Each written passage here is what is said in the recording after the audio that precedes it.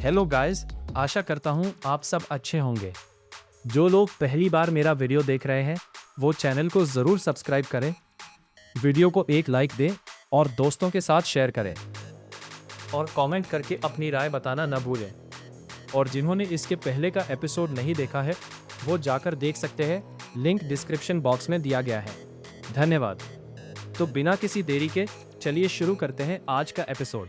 इस चैप्टर की शुरुआत में हम देखते हैं गुसेंगटोंग मन ही मन सोच रहा था, मैं तो हैरान हूँ, पिताजी कब से इतने दयालु और मददगार हो गए कि रास्ते से किसी अनजान इंसान को लाकर उसका इलाज कर रहे हैं।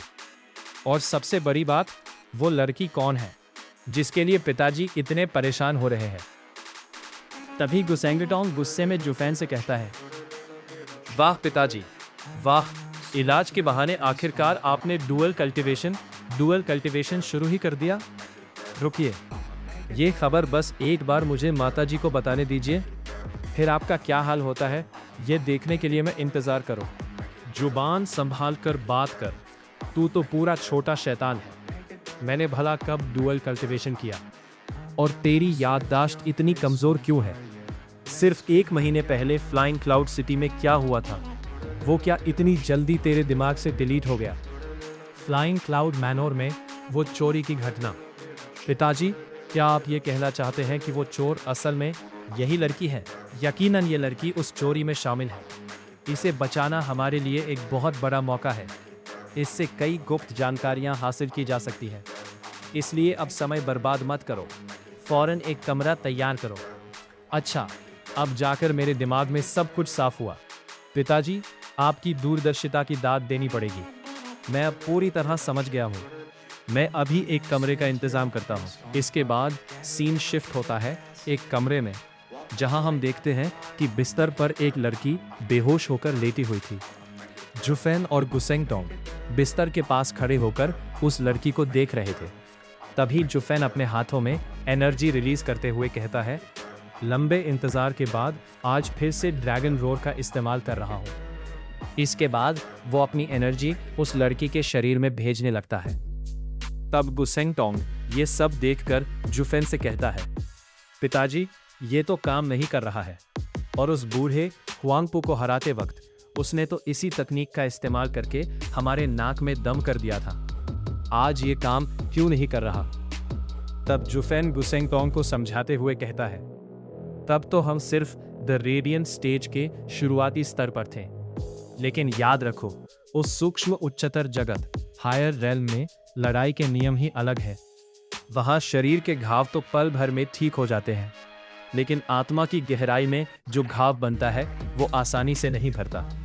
ये लड़की 8वें स्तर एथीरियल स्टेज पर है, इसलिए पहले उसकी घायल आत्मा ठीक होगी और शरीर उसके बाद। तब जुफेन गुसेंगटोंग को वहीं छोड़कर जाने लगता है और कहता है, छोटे सांजी, इसका ख्याल रखना। मैं अगले 3 दिन पूरी तरह एकांत में साधना करूंगा ताकि उसकी आत्मा को ठीक करने के लिए 11वें स्तर टियर 11 की एक पिल दवाई बनाई जा सके। याद रहे, इन 3 दिनों में मुझे भूल कर भी कोई परेशान ना करे। तब गुसेंगटोंग थोड़ा डरकर जुफेन से कहता है, लेकिन पिताजी, हमारे पास इस समय जो भी दुर्लभ दवाइयाँ हैं, क्या वो इसके लिए काफ़ी नहीं है? एक पिल बनाने के लिए आपको इतना जोखिम उठाकर 3 दिन साधना करने की क्या ज़रूरत है? तब जुफेन कमरे का दरवाज़ा खोलकर बाहर जाने लगता है और गुसेंगटोंग से कहता है, सिर्फ उसकी आत्मा ही गंभीर रूप से घायल नहीं हुई है, बल्कि उसकी पूरी शारीरिक और आत्मिक स्थिति ही कुछ अजीब है। ठीक वैसे जैसे वो किसी प्रतिबंधित शक्ति, फॉरबिडन पावर के माया जाल में फंसी हो। इसके बाद जुफेन मन ही मन सोचता है, अब समझ में आया, किसी पवित्र हथियार, सेक्रेड वेपन के हमले के कारण ही इसकी ये हालत हुई है।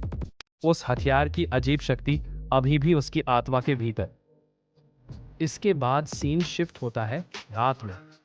हम देखते हैं कि रात के आसमान में चांद चमक रहा था।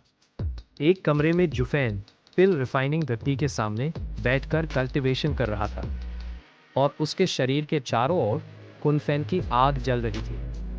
तभी जुफेन भट्टी का ढक्कन खोलकर उसके अंदर जड़ी बूटियां डालते हुए एक्साइटेड होकर कहता है, मेरा फैसला हो चुका है, अब एक्शन की बारी है। इसके बाद हम देखते हैं कि जुफेन एक पिल बनाने लगता है और कुछ देर बाद उसके हाथ में एक पिल दिखाई देती है। इसके बाद जुफेन कमरे का दरवाज़ा खोलकर बाहर आता है और आसमान की तरफ देखकर शरीर को स्ट्रेच करते हुए कहता है, साधना के वो 3 दिन कैसे बीते हैं ये सिर्फ मैं ही जानता हूँ। ऐसा लग रहा था जैसे कोई युग बीत गया हो। खैर, बंदोबस्त तो सब हो गया। तो वो रहस्यमयी युवती आजकल कैसी है? कुछ सुधार हुआ उसमें?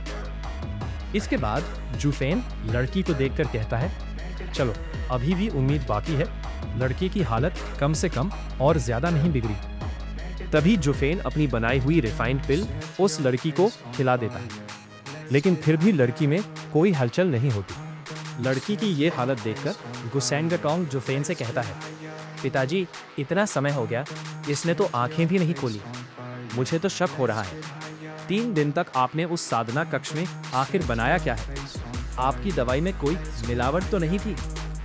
तब जुफेन गुसेंगटोंग को डांटते हुए कहता है, जुबान संभाल कर बात कर मूर्ख। वो 11वें स्तर की पवित्र आत्मिक दवा है, उसे बेकार कहने की हिम्मत कैसे हुई तेरी? उसके अंदर का घाव इतना गहरा है कि उसे पूरी तरह भरने में थोड़ा समय तो लगेगा ही। कुछ ही दिनों में वो उठ खड़ी होगी। इसके बाद जुफेन पीछे मुड़कर जाने लगता है और गुसेंगटोंग से कहता है, तेरा काम है उस पर कड़ी नजर रखना, वो किसी भी हाल में यहाँ से भागने ना पाए। हमारी सारी मेहनत एक पल में पानी में नहीं मिलनी चाहिए। तब गुसेंगटोंग हैरान और गुस्सा होकर जुफेन से कहता है, अरे रुकिए रुकिए पिताजी, मैं क्यों बेवजह यहाँ एक बच्चे की देखभाल के लिए अटका रहूं? दवाई जब आपने बनाई है तो उसकी देखरेख की जिम्मेदारी भी आप ही उठाइए। तब जुफेन उसकी बात सुनकर थोड़ा डर जाता है कि वो पकड़ा गया और बहाना बनाते हुए कहता है, अरे धुर, मैं बल्कि उसकी शक्ति बढ़ाने के लिए कुछ और टॉनिक पिल बना लाता हूँ। तुम नहीं समझोगे सांची, ये रिफाइनिंग की प्रक्रिया कितनी थका देने वाली होती है। अगर इस लड़की को जिंदा देखने की चाहत मेरे अंदर खुद ना होती तो इस बुढ़ापे में मैं इतनी मेहनत करने कभी नहीं जाता। तब गुसेंगटोंग गुस्से से आग बबूला होकर जुफेन से कहता है, पिताजी मेरा दिमाग भले ही आपके जितना तेज ना हो, लेकिन मैं कम से कम बेवकूफ़ नहीं हूँ। आपने खुद ही कहा था कि कोई साधारण पिल उसके किसी काम नहीं आएगी, तो फिर अब दोबारा टॉनिक पिल बनाने का बहाना क्यों? असल में जब आप कमरे के अंदर दवा बना रहे थे तब आपने मुझे उस पर कड़ी नज़र रखने के लिए ही ये जाल बुना था। और वैसे भी क्या हमारे खजाने में पहले से ही बहुत सारी टॉनिक पिल्स नहीं पड़ी हैं? क्या आप मुझे 3 साल का नासमझ बच्चा समझते हैं पिताजी? बहुत हुआ, अब अपने इस रहस्यमयी बच्चे को आप खुद ही संभालिए। मैं तो चला। इसके बाद गुसेंगटोंग गुस्से में बाहर चला जाता है। जुफेन पीछे से उसे सिर्फ रोकने की कोशिश करता है और कहता है, 1 मिनट रुको तो जरा। इसके बाद जुफेन निराश होकर कहता है, ओफ, ये बात ना मानने वाला बच्चा क्या मेरे कंधे का बोझ थोड़ा भी बांट नहीं सकता? एक कोमा में पड़े बेजान इंसान पर 24 घंटे पहरा देना कितना उबाऊ काम है, ये वो क्या समझेगा? फिर वो अपनी आंखें तिरछी करके सोचता है, ऊपर से मेरे पास बिल्कुल समय नहीं है।